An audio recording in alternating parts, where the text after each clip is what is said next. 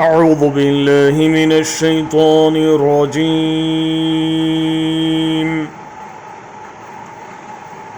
بسم الله الرحمن الرحيم.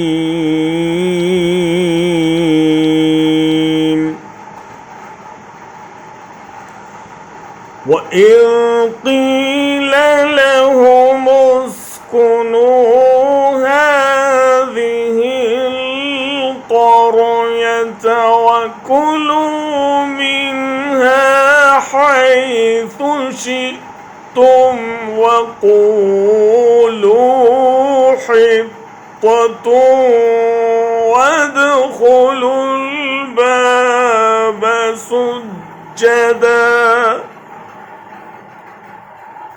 وقولوا حطة وادخلوا الباب سجدا نغفر لكم خطيئاتكم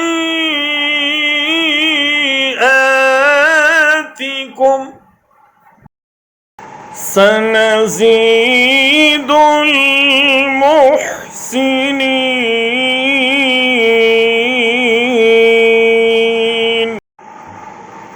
याद करो वो वक्त जब उनसे कहा गया था कि इस बस्ती में जाकर बस जाओ और उसकी पैदावार से हस्बे मंशा रोज़ी हासिल करो और हित्ततुन कहते जाओ और शहर के दरवाज़े में सजदा रेज़ होते हुए दाखिल हो. हम तुम्हारी ख़ताएँ माफ़ करेंगे और नेक रवैया रखने वालों को मज़ीद फ़ज़ल से नवाजेंगे.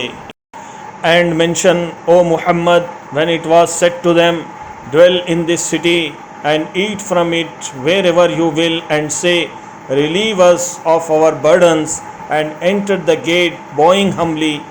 We will then forgive you your sins. We will increase the doers of good in goodness and reward.